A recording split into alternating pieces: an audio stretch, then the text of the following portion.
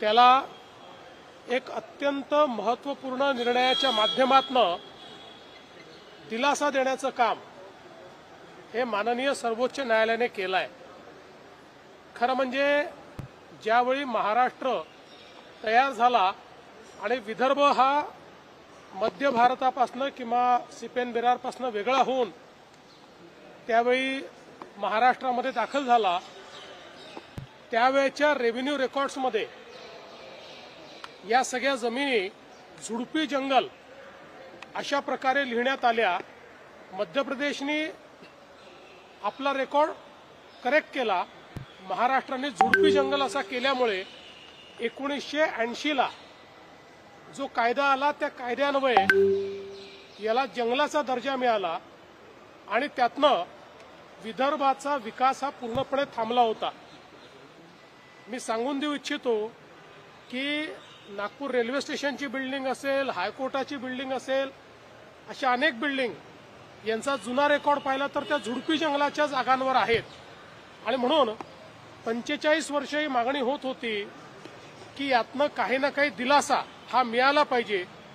विदर्भातले सिंचनाचे प्रकल्प, विकासाचे प्रकल्प हे सगळे मोठ्या प्रमाणात अडले होते। आज माननीय सर्वोच्च न्यायालयाने या संदर्भात निर्णय दिला आहे। 1996 पूर्वी ज्या जमिनी ग्रँट झालेल्या आहेत त्याला एक प्रकारे एक्झम्पशन मिळालेलं आहे।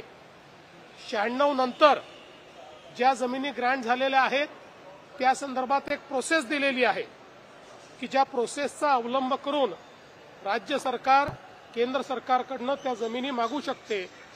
आणि सगळ्यात महत्त्वाचं म्हणजे जी आमची मागणी होती की झोपडपट्ट्या ज्या आहेत यांना मालकी हक्काचे पट्टे देण्याकरता एक्झम्पशन देण्यात यावं, त्याला देखील मान्यता ही माननीय सर्वोच्च न्यायालयाने दिली आहे। नागपूरचा जर आपण विचार केला तर एकात्मता नगर आहे, रमाबाई आंबेडकर नगर आहे, किंवा तकियासारखी आहे, चुनाभट्टीसारखा भाग आहे, किंवा वाडीचे आंबेडकर नगर आहे, अशा अनेक झोपडपट्ट्या आहेत की ज्या झुडपी जंगल या संज्ञेत असलेल्या जागेवर बसले असल्यामुळे त्यांना मालकी हक्काचे पट्टे मिळत नाहीत। त्यामुळे आता मोठ्या प्रमाणात ग्रामीण भागामध्ये देखील लोकांनी गरजेपोटी बांधलेले घर आहेत त्या घरांना नियमित करून त्यांना त्याचे पट्टे देता येतील। आणि म्हणूनच मला असं वाटतं की एकूणच अतिशय चांगला निर्णय झाला आहे।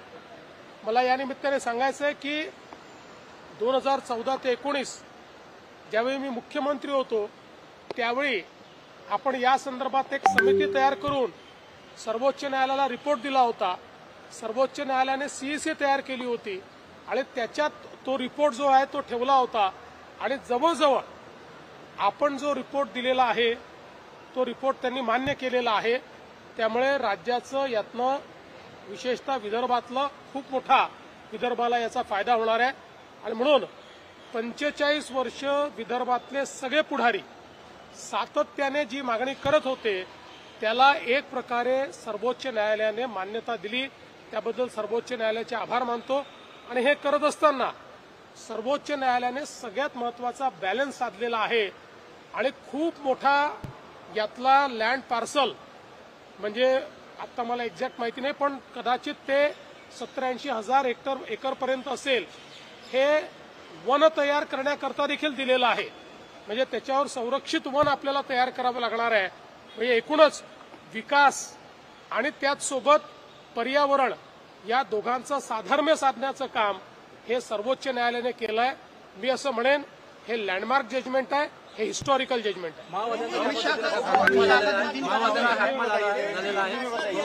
2000 पुढच्या वर्षीपर्यंत मार्च 26 पर्यंत पूर्णपणे एलिमिनेट करायचा माओवाद, त्या संदर्भात महत्त्वाचं पाऊल पडलंय। रमेश त्या पद्धतीनं काल हत्या झाली आहे त्याची बसवराज या ठिकाणी माओवाद्यांचा जो देशातला नेता आहे बसवराजू याचं ज्या आपले सुरक्षा फोर्सेस आहेत त्यांनी त्याचा खात्मा केला आहे।